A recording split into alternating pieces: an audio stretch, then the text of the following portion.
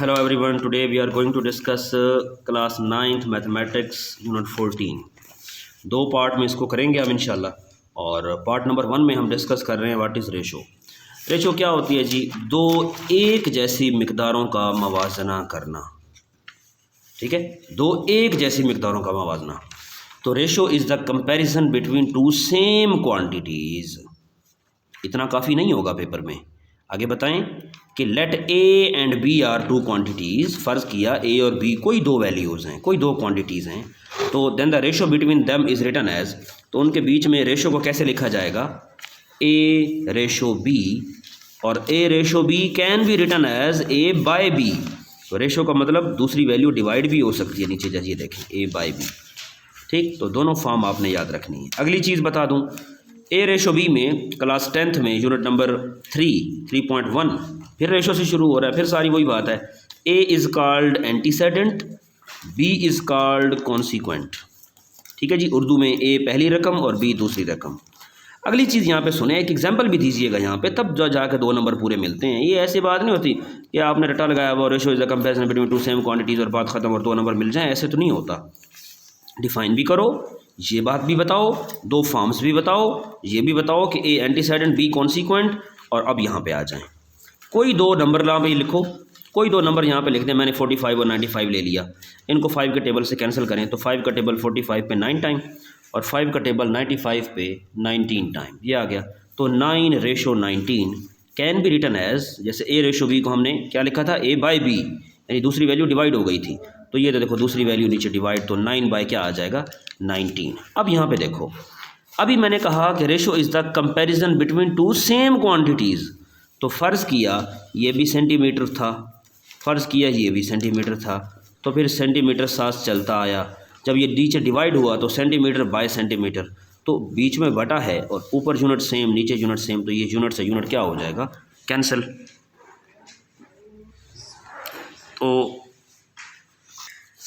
तो इस वजह से हम ये कहते हैं कि ऊपर नीचे यूनिट कट जाएंगे, तो यूनिट तो कोई ना बचा, इसलिए कहते हैं कि रेशो हैज़ नो यूनिट। क्यों?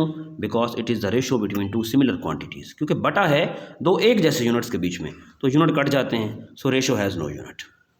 अब आ जाएं ज़रा प्रोपोर्शन पे। प्रोपोर्शन क्या होता है जी? जब दो रेशोज़ आपस में बराबर हो जाएं, जब दो रेशोज़, एक ए रेशो बी दूसरी सी रेशो डी, जब दो रेशोज़ आपस में बराबर हो जाएं, equality between two ratios is defined as proportion. इसमें पहले और आखिरी को हम बोलते हैं एक्सट्रीम, और दरमियान वाले दो को हम बोलते हैं मीन्स। ठीक है जी, और याद रहे पहले और आखिरी का प्रोडक्ट, यानी एक्सट्रीम का प्रोडक्ट, प्रोडक्ट ऑफ एक्सट्रीम बराबर होता है प्रोडक्ट ऑफ मीन्स। ठीक है जी, तो ये दो डेफिनेशंस हैं आपके रेशो और प्रोपोर्शन में। अब चलते हैं रिव्यू पे और सारी चीज़ों को डिस्कस करते हैं। अच्छा जी, बहुत इंपॉर्टेंट MCQs हैं 14 की रिव्यू के अंदर, तो आइए डिस्कस करते हैं। कहते हैं जी कि congruent triangles are of the same size and shape. अब पहली बात यह है, आपको कॉन्ग्रुएंट का पता होना चाहिए, सिमिलर ट्राइंगल का पता होना चाहिए, ये दोनों ऑप्शन आपके आ जाएंगे। इसको डिस्कस करते हैं। देखें जी, सिमिलर से मुराद ये है, मैं एक ट्राइंगल ऐसे बनाऊं और दूसरी ट्राइंगल में ये बनाऊं, तो मैं आपसे पूछूं कि इनकी शेप क्या है, तो शेप तो इनकी क्या है? सेम। शेप इनकी क्या है? सेम। बट साइज क्या है? डिफरेंट। तो इनकी शेप क्या है? सेम, बट इनका साइज क्या है? Size different. तो शेप सेम लेकिन साइज डिफरेंट, एरिया डिफरेंट, तो दीज आर कॉल्ड सिमिलर। ये आपस में क्या कहलाती हैं? तो ये आपस में कहलाती हैं सिमिलर। ये आपस में क्या कहलाती हैं? सिमिलर। लेकिन व्हाट आर कॉन्ग्रुएंट?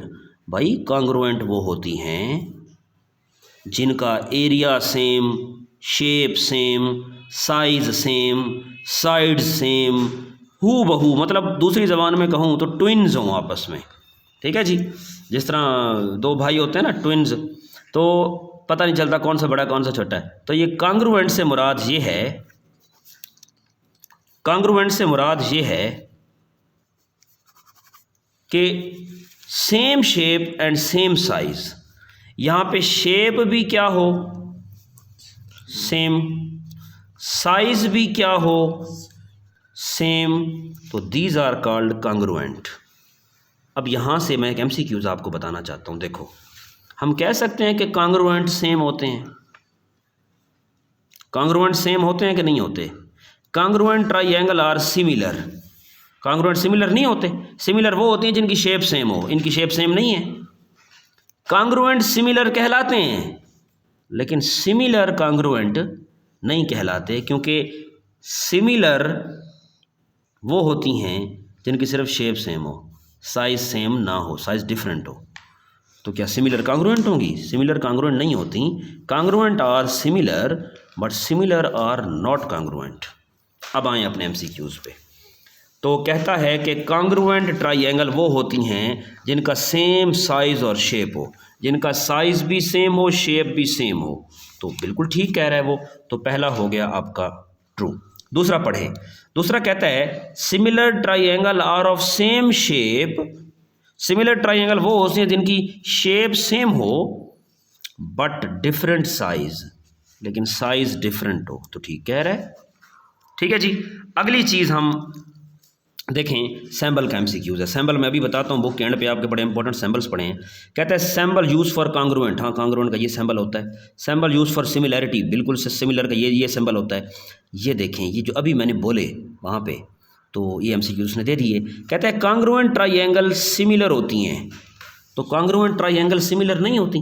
ये कॉन्ग्रुएंट आपस में पढ़ी, आपस में सेम नहीं है, सिमिलर नहीं है, बिल्कुल सिमिलर हैं। कॉन्ग्रुएंट सिमिलर तो होती हैं, लेकिन अगली भाई साहब की बात सुने। कहता है सिमिलर ट्राइंगल्स आर कॉन्ग्रुएंट। ये बात तो ठीक है, लेकिन आगे देखें, कहते हैं सिमिलर ट्राइंगल्स आर कॉन्ग्रुएंट। ये सिमिलर हैं, कॉन्ग्रुएंट होती हैं। ये सिमिलर ट्राइंगल कॉन्ग्रुएंट है? नहीं, कॉन्ग्रुएंट तो वो होता है जो एग्जैक्ट इक्वल हो। तो सिमिलर कॉन्ग्रुएंट कैसे हो सकती हैं?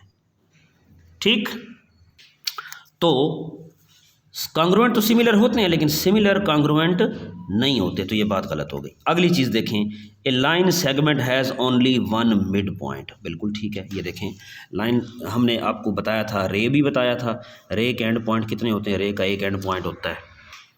तो चलो लाइन सेगमेंट की बात आई है तो रे भी बता दें। रे का, ये रे है हमारे पास, रे का एक ही एंड पॉइंट होता है। वो तो एरो है, वो तो जारी है, तो रे का एक ही एंड पॉइंट होता है, रे का एक ही एंड पॉइंट होता है हमारे पास। ठीक, लाइन का कोई एंड पॉइंट नहीं होता। ये भी जारी, वो भी जारी, ये भी एरो, वो भी एरो। ठीक है, तो लाइन का कोई एंड पॉइंट नहीं होता, ज़ीरो। रे का एक एंड पॉइंट होता है। लाइन सेगमेंट, यार लाइन सेगमेंट, यार लाइन सेगमेंट, सेगमेंट कहते ही हिस्से को है भाई। तो लाइन सेगमेंट वो होता है जिसके दो एंड पॉइंट हो। ठीक है जी, जिसके दो एंड पॉइंट हो। तो हमसे पूछ रहा है लाइन सेगमेंट का मिड पॉइंट कितने होंगे? तो भाई मिड तो एक ही होता है। ठीक है, एंड पॉइंट लाइन सेगमेंट के कितने हैं? दो। मिड पॉइंट लाइन सेगमेंट का कितना है? एक। ठीक है, तो ये देखो जी, तो कहते हैं line segment has only one mid point. ठीक है भाई, कहता है only one and only one line can be drawn through two points. दो पॉइंट में से सिर्फ एक ही लाइन पास हो सकती है। ये MCQs देखें आप लोग, आपको पता होना चाहिए, ये बहुत ज़्यादा आता है। कहता है दो पॉइंट्स में से सिर्फ एक ही लाइन पास हो सकती है। तो भाई बिल्कुल ठीक कह रहे हैं, दो पॉइंट में से सिर्फ एक ही लाइन पास होती है। और इसी से मिलता जुलता एक और MCQs आपका आता है कि how many lines can pass through a point. एक पॉइंट में से कितनी लाइनें पास होती हैं? मैनी, एक, दो, तीन, चार, पाँच, छः, सात। ठीक है, तो वन पॉइंट में से जो लाइन्स पास होती हैं वो मैनी होती हैं। लेकिन अगर टू पॉइंट्स आ जाएं, टू पॉइंट्स में से सिर्फ वन लाइन पास होती है। दो पॉइंट में से सिर्फ एक ही लाइन पास होती है, लेकिन एक पॉइंट में से मैनी लाइन्स पास होती हैं। तो उससे मिलता जुलता MCQs मैंने और भी बता दिया आप लोगों को। ठीक है जी, आगे कहता है प्रोपोर्शन इज लो जी non equality of two ratios. माशाल्लाह, हमने तो पढ़ा है कि equality between two ratios proportion होता है, वो तो नॉन इक्वालिटी कह रहा है भाई। तो भाई नहीं, इक्वालिटी होता तो ठीक होता, अदरवाइज गलत है। And ratio has no unit, तो हमने पहले बताया डेफिनेशन के अंदर, yes ratio has no unit. तो ये जी आप लोगों का पार्ट नंबर 1 हुआ। पार्ट नंबर 2 में इंशाल्लाह हम इन क्वेश्चंस को डिस्कस करेंगे। ये शॉर्ट क्वेश्चंस हैं आप लोगों के, और इंशाल्लाह जो है ना ये पार्ट नंबर 2 में डिस्कस होंगे।